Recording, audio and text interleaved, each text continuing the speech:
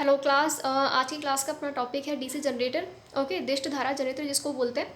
ये बिल्कुल आप याद रखिएगा कि जो निम्न लैंग्वेज है जनरेटर, उसको अपन हिंदी में क्या बोलते हैं, जनित्र बोलते हैं। ओके, कई बार सिर्फ हिंदी में जब अपन क्वेश्चन रीड करते हैं तो जनित्र वो समझ में नहीं आता, तो इसलिए आपको अभी से याद करिए कि जनरेटर को अपन क्या बोलते हैं यहाँ पे। ठीक है, जनित्र को इंग्लिश के अंदर जनरेटर और निम्न लैंग्वेज जो कहलाती है उसमें इसको जनित्र बोलते हैं। ओके, तो ये टॉपिक ये अपन स्टडी क्यों कर रहे हैं, डीसी जनरेटर जिसका नाम से ही पता लग रहा है। अच्छा, जनरेटर जनरेटर का मीनिंग क्या होगा कि कुछ जनरेट हो रहा हो ना, कुछ उत्पन्न हो रहा हो, कुछ प्रोड्यूस हो रहा हो वहाँ पे। तो वो जनरेटर हो गया, कुछ चीज़ है कुछ प्रोड्यूस कर रही। अच्छा, क्या प्रोड्यूस कर रही है, उसके नाम के आगे लिखा हुआ है दिष्ट धारा। मतलब वो जो डिवाइस क्या बना रही है, आपकी दिष्ट धारा बना रही। तो उस कंप्लीट का नाम क्या हो गया उसका, दिष्ट धारा जनरेटर। कि ऐसी डिवाइस है जो आपको क्या बना रही है, डायरेक्ट करंट बना के दे रही है। ठीक है, डायरेक्ट करंट जनरेटर। तो किस तरीके से ये प्रोसेस होता है, कैसे ये काम करता है जनरेटर, कहाँ कहाँ इसको यूज़ में है। अच्छा, ये जो डिवाइस बनी है ये बनी क्यों है। हर चीज़ का अपना एक उद्देश्य होता है, उसका कुछ न कुछ काम उससे करवाया जाता है। तो वो यहाँ पे जो यंत्र है ये क्या काम करता है, ऐसे कुछ काम होते हैं इंपॉर्टेंट जिनमें आप एसी से उसको यूज़ में नहीं ले सकते, आपको वहाँ पे डीसी चाहिए इसके लिए। फिर डीसी जनरेटर जो बनाया गया है, जैसे इलेक्ट्रोप्लेटिंग का काम होता है। ठीक है, रंगाई जो प्लेट के ऊपर ना, कॉपर की प्लेट के ऊपर नाम लिखवाया जाता है, उसके ऊपर कलर करवाया जाता है। तो वो इलेक्ट्रोप्लेटिंग है, उसके लिए आपको बिल्कुल डीसी चाहिए। बूस्टिंग वर्क है, वोल्टेज आपको इंक्रीज़ करना होता है, बूस्ट करना होता है उसको। तो वहाँ पे है फील्ड रेगुलेटर में, फील्ड रेगुलेटर वर्क वहाँ पे वोल्टेज कंट्रोल करना है। या फिर ये मोस्ट है बैटरी चार्जिंग, ही देखा होगा आप लोगों ने कि बैटरी को चार्ज किया जाता है बैटरी चार्जिंग पर। एनवेल्डिंग ट्रांसफॉर्मर है ना, इसके अंदर जनरेटर लगा हुआ रहता है। तो इन सब ऑलमोस्ट, ये तो मैंने कुछ एग्जांपल्स लिखे हैं। कई कामों के अंदर क्या होती है, डीसी की आवश्यकता होती है। ओके, डायरेक्ट करंट की आवश्यकता होती है। तो डायरेक्ट करंट की आवश्यकता अगर है तो फिर इसको अपन कहाँ से लेकर आएंगे। कुछ ना कुछ तो ऐसा होना चाहिए ना कि जहाँ पे ये जनरेट हो सके करंट। ठीक है, तो उसके लिए फिर जो चीज़ बनाई गई इसको नाम क्या था कि दिष्ट धारा जनरेटर। एक तरीके से ऐसा यंत्र जो आपको क्या बना के देगा, डीसी बना के देगा, डायरेक्ट करंट। ओके, इसके लिए एक छोटा सा एक देख लेते हैं कि डीसी जो है, ये आपने पहले ही पढ़ा होगा कि डीसी होती क्या है एक्चुअल के अंदर, किस प्रकार की करंट है, कि इसको डायरेक्ट करंट अपन किस तरीके से बोलते हैं। कि ऐसी करंट जिसको अगर अपन समय ग्राफ पर देखें अगर, ठीक है, ये टाइम का ग्राफ है, ये करंट का ग्राफ है, इसके ऊपर स्टडी करें तो ऐसी करंट जिसकी वैल्यू एक बार जो डिसाइड हो गई, सपोज ये 10 एम्पेयर है, तो ये होल टाइम जितना भी टाइम आपका जा रहा है, 1 सेकेंड 2 सेकेंड 3 सेकेंड जो भी टाइम है, 100 सेकेंड, तब इसकी वैल्यू अगर डिसाइड हो गई एक बार 5 एम्पेयर है या 10 एम्पेयर है फॉर एग्जांपल, जो भी है, तो वो उतनी ही रहेगी होल टाइम, पूरे टाइम। ना तो इसकी डायरेक्शन चेंज होती है, ना इसकी वैल्यू चेंज होती है। तो इसलिए क्या बोला गया है, इसको दिष्ट धारा बोला गया। तो अपन को भी इन सब कामों के लिए ऐसे ही करंट चाहिए जो कांस्टेंट हो, कि एक बार फिक्स है कि नहीं मेरे को 2 एम्पेयर चाहिए, तो फिर वहाँ पे 2 एम्पेयर ही होल वर्क में वो 2 एम्पेयर ही रहेगी वहाँ पे। ओके, तो ये दिष्ट धारा जनित्र है, ये कैसे काम करता है। इसके पहले अपन ने जो मैग्नेट चैप्टर पढ़ा था उसमें अपन ने स्टडी किया था कि अगर किसी भी देखो इस डायग्राम से अपन ने स्टडी किया था कि कोई भी कॉइल आपने ली है, उसके पास में अगर अपन मैग्नेट लेकर आते हैं, ठीक है, मैग्नेट को लेकर आएंगे, दूर जाएंगे, तो उस स्थिति के अंदर क्या होता है, यहाँ पे मैग्नेट लाइन जो है उनका मान चेंज होता है। ठीक है, जैसे आप पास में लेकर आओगे तो धीरे धीरे मैग्नेट लाइन का मान बढ़ जाएगा, दूर लेके जाओगे तो मैग्नेटिक लाइन का मान क्या होगा, कम हो जाएगा। मतलब चुंबकीय बल रेखाएं जो पहले ज़्यादा आ रही थी वो कम हो जाएगी, या पास आते वक्त जो कम थी वो रेखाएं ज़्यादा पास आएंगी। तो जितना ज़्यादा लिंकअप होगा उतना ही क्या होगा, ये जो चालक है ये काटेंगे इस चुंबकीय बल रेखाओं को, और उससे यहाँ पे क्या हो जाएगी, करंट उत्पन्न होने लग जाएगी। ठीक है, ईएमएफ इंड्यूस होगा और करंट उत्पन्न होने लग जाएगी। तो यही सिद्धांत को फैराडे का जो इसी सिद्धांत को यूज़ किया गया करंट जनरेशन के अंदर, कि यहाँ पे करंट उत्पन्न हो रही है ना, तो इसी सिद्धांत को अपन ने देखा, जनरेटर में अप्लाई किया और क्या बना दी, करंट बना दी। ठीक है, किस तरीके से बना दी करंट, देखते हैं उसको। अपन ने यहाँ पे 2 पोल लिए, ठीक है, ये एन पोल है, साउथ पोल है, फिर इसके बीच में चालक को रखा और इस चालक को घुमाया। तो क्या देखा अपन ने, चलिए इसको एक एक्सपेरिमेंट करके देखते हैं। देखिए यहाँ पे मैंने 2 ये एक मैग्नेट पोल लिए हैं। ठीक है, एक साउथ पोल है, नॉर्थ पोल है, एक साउथ पोल है। ठीक है, अब ऑब्वियसली यहाँ पे क्या हो रहा होगा, अपन जानते हैं नॉर्थ पोल से मैग्नेट लाइन निकल दी, तो यहाँ पे बहुत सारी क्या होगी, मैग्नेटिक फील्ड लाइन से ही निकल रही होंगी। ठीक है, तो यहाँ से नॉर्थ टू साउथ आपकी मैग्नेटिक लाइन जा रही है। अब इसके बीच में अगर मैंने क्या रख दिया, ये चालक है, ठीक है, ये किसके रूप में लिया, चालक के रूप में लिया, कंडक्टर लिया है। इस कंडक्टर को अच्छा मैंने सिंपल इस कंडक्टर को इस तरीके से रख दिया, तो इसके अंदर चुंबकीय बल रेखाओं में छेदन होगा क्या, कुछ छेदन नहीं होगा यहाँ पर। जैसे इसके ऊपर अपन ने पढ़ा था फैराडे के लॉ के अंदर कि मैग्नेट को सिर्फ पास ला के रख दो, तो उससे यहाँ पे क्या ईएमएफ इंड्यूस हो जाएगा कि नहीं, ईएमएफ बिल्कुल इंड्यूस नहीं होगा जब तक इस चुंबकीय बल रेखाओं में परिवर्तन नहीं आया है, ठीक है, या फिर चालक की स्थिति के अंदर परिवर्तन नहीं आया है। तो परिवर्तन लाने के लिए अपन क्या करते हैं कि जो मैंने चालक लिया है, मैग्नेट पोल तो स्थिर रखेंगे यहीं पर है, तो ये यहीं रहेंगे। ओके, चालक है, इसकी स्थिति कैसे चेंज कराई है, इस चालक को क्या करा है, घुमाया है। ओके, देखिए क्या करना है आपको, ये चालक लेना है, इसको इस तरीके से धीरे धीरे रोटेट कराना, धीरे धीरे या फास्ट वो डिपेंड करता है। ओके, तो इस तरीके से जब आप इसको घुमाओगे तो घूमते हुए क्या होगा, चालक की जो बल रेखा जो यहाँ से निकल रही है उनके मान में क्या आएगा, परिवर्तन आएगा, मान में परिवर्तन आएगा। और ये जो चालक है ये चुंबकीय बल रेखाओं को जब काटेगा तो इस चालक के अंदर भी क्या होगा, ईएमएफ इंड्यूस होगा, और अगर कंप्लीट सर्किट है तो वहाँ पे फिर करंट पैदा हो जाएगी। ठीक है, करंट के लिए तो एक कंप्लीट सर्किट होना चाहिए, तो ईएमएफ आपका इंड्यूस हो जाएगा, और क्लोज सर्किट होगा तो करंट भी उत्पन्न हो जाएगी। तो यही लॉ लगता है बिल्कुल जनरेटर के अंदर, बिल्कुल वहाँ पे मैग्नेटिक पोल्स होते हैं, और बीच में क्या रहता है, आर्मेचर रहता है, आर्मेचर के अंदर चालक रहता है। तो आर्मेचर को किसी तरीके से घुमाया जाता है, और घुमाते घुमाते क्या होगा, इस चालक के अंदर ईएमएफ इंड्यूस होता है और आगे करंट पैदा हो जाती है। ठीक है, तो इसमें स्टडी कर लेते हैं एक बार कि किस तरीके से फैराडे का लॉ लगा है। डीसी जनरेटर में फैराडे की विद्युत, अच्छा इसमें कई बार क्वेश्चन आता है डायरेक्टली, ये वेरी सिंपल क्वेश्चन कि जो डीसी जनरेटर होता है, ओके, वो किस सिद्धांत पे कार्य करता है। तो ये बिल्कुल इंपॉर्टेंट याद रखना है कि फैराडे की विद्युत चुम्बकीय प्रेरण, ठीक है, फैराडे की विद्युत चुम्बकीय प्रेरण फैराडे के इलेक्ट्रोमैग्नेटिक इंडक्शन के नियम पर काम करता है जनरेटर। ओके, तो क्या कहता है ये लॉ, किस तरीके से इसको अपन ने यहाँ पे एप्लीकेबल किया है, अप्लाई किया है कि यदि किसी चालक को चुंबकीय क्षेत्र में, ओके, क्या करा, यदि किसी चालक को चुंबकीय क्षेत्र में इस प्रकार गतिमान कराया जाए, अभी जैसे अपन ने स्केल मूव किया था ना, चालक से चालक को मूव कराया था, तो चुंबकीय बल रेखाओं का क्या होगा, छेदन हो। ठीक है, चुंबकीय बल रेखाओं का छेदन हो तो उस चालक में विद्युत वाहक बल ईएमएफ है ना उत्पन्न होगा। ओके, यदि किसी चालक का चुंबकीय क्षेत्र में इस प्रकार गतिमान कराया जाए, इस प्रकार घुमाया जाए कि चुंबकीय बल रेखाओं का छेदन हो तो उस चालक में विद्युत वाहक बल उत्पन्न होगा। ओके, फिर आगे जब इसमें क्लोज सर्किट होगा तो फिर करंट उत्पन्न हो जाएगी। तो अभी अपन को ये तो करना है, जनरेटर में अपन ये तो करना चाह रहे हैं, करंट को उत्पन्न करना ही तो जा रहे हैं। ओके, तो अभी मेन इंपॉर्टेंट ये तो इसका सिद्धांत हो गया।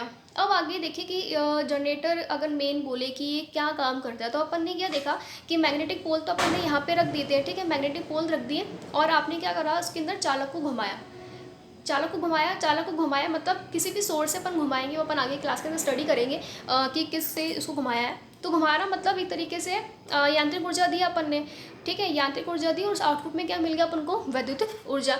तो इस प्रकार से जनरेटर है क्या काम करता है, ओके, इसको अपन इस प्रकार से ले सकते हैं कि जो जनरेटर होगा वो यांत्रिक ऊर्जा को, ठीक है, जो आपने आर्मेचर को घुमाया था ना, यहाँ पे चालक जो घुमाया था वो यांत्रिक ऊर्जा हुई, उसको किसके अंदर कन्वर्ट करता है या किसके अंदर चेंज करता है, वैद्युतिक ऊर्जा के अंदर। ठीक है, मैकेनिकल एनर्जी को किसके अंदर कन्वर्ट करेगा, इलेक्ट्रिकल एनर्जी के अंदर। अच्छा, एसी जो होती है, एसी का प्रोडक्शन बिल्कुल इस तरीके से होगा, मैकेनिकल एनर्जी को इलेक्ट्रिकल एनर्जी के अंदर कन्वर्ट करते हैं अपन। ठीक है, तो जो डीसी अगर बना दी तो उसको डीसी जनरेटर नाम दे दिया, और एसी अगर बनती है तो उसको ऑल्टरनेटर बोलते हैं। ओके, ऑल्टरनेटर तो आपके अभी आगे चैप्टर आएगा।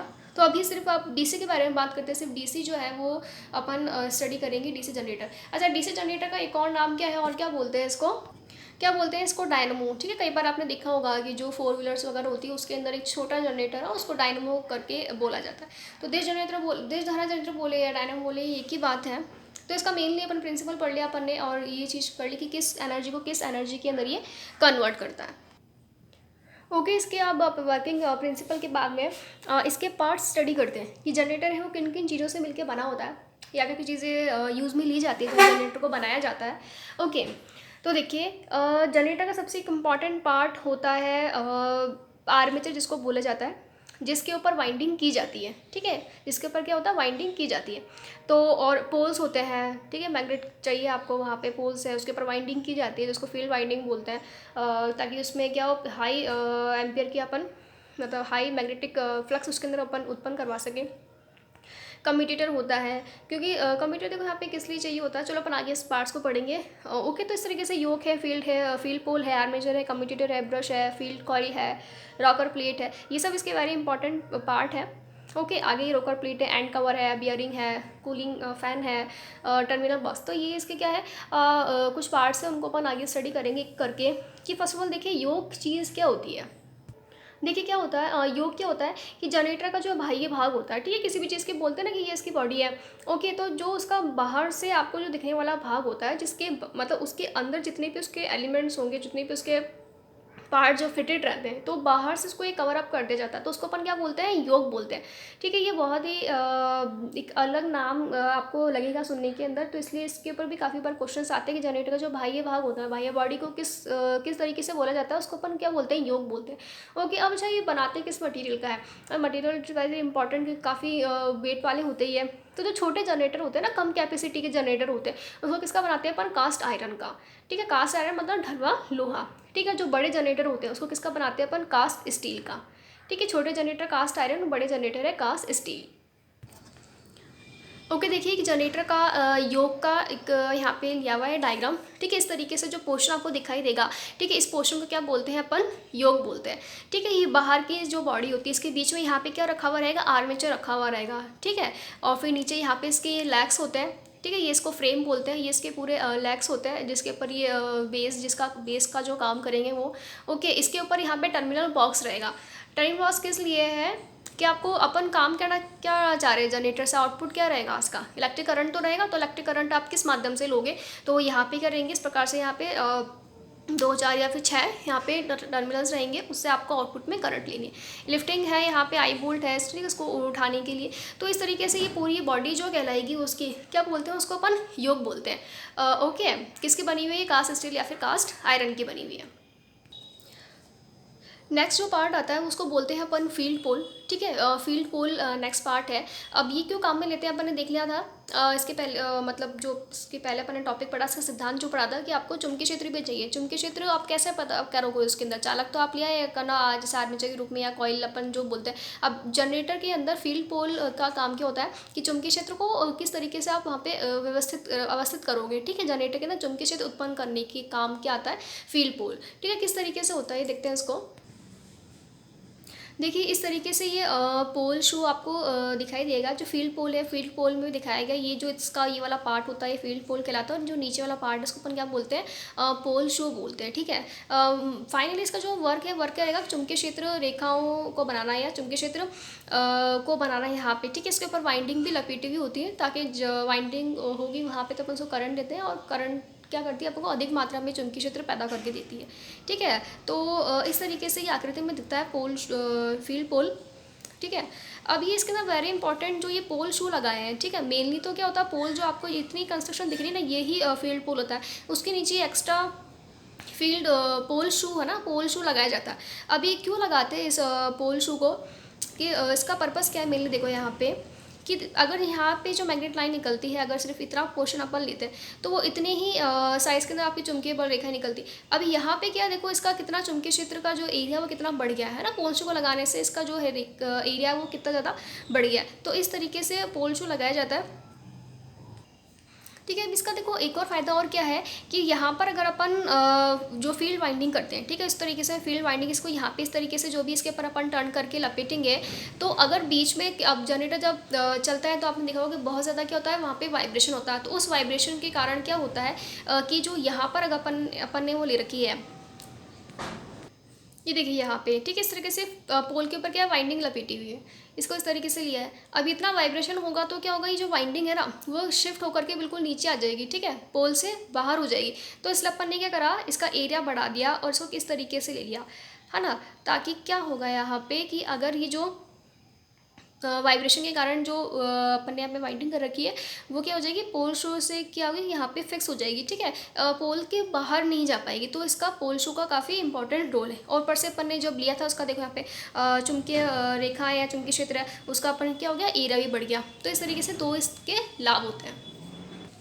ओके, देखिए मैंने इसको यहाँ पे राइट डाउन कर दिया कि जो पोल शू है इसका काम क्या है, यहाँ पे फील्ड कॉइल को पोल से बाहर जाने से रोकता है। ठीक है, और चुंबकीय क्षेत्र अधिक मात्रा में मिलता है।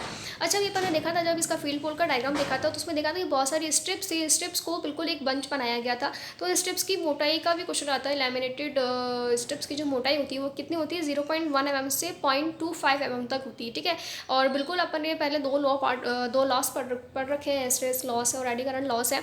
तो लैमिनेटेड करने का फ़ायदा क्या रहेगा, एडी करंट लॉस है वो वहाँ पे कम हो जाएगा, और सिलिकॉन स्टील का बना रहे ताकि वहाँ पे स्ट्रेसेस लॉस है वो ठीक है, वो वहाँ पे रिमूव हो जाएगा। तो इस तरीके से फील्ड पोल के बारे में पढ़ा है। अब आगे क्या होगा, इसके अंदर फील्ड पोल है, फील्ड वाइंडिंग। इन पोल के ऊपर क्या की जाएगी, वाइंडिंग भी की जाएगी। वाइंडिंग क्यों करेंगे अपन, क्योंकि अपन को चुंबकीय क्षेत्र की मात्रा में क्या करनी है, वृद्धि करनी है, तो इसलिए उनको क्या बोलेंगे अपन, फील्ड वाइंडिंग बोलेंगे। ओके, तो अभी की क्लास के अंदर इतना ही। इसके आगे के पार्ट से अपन अगली वाली क्लास के अंदर स्टडी करते हैं।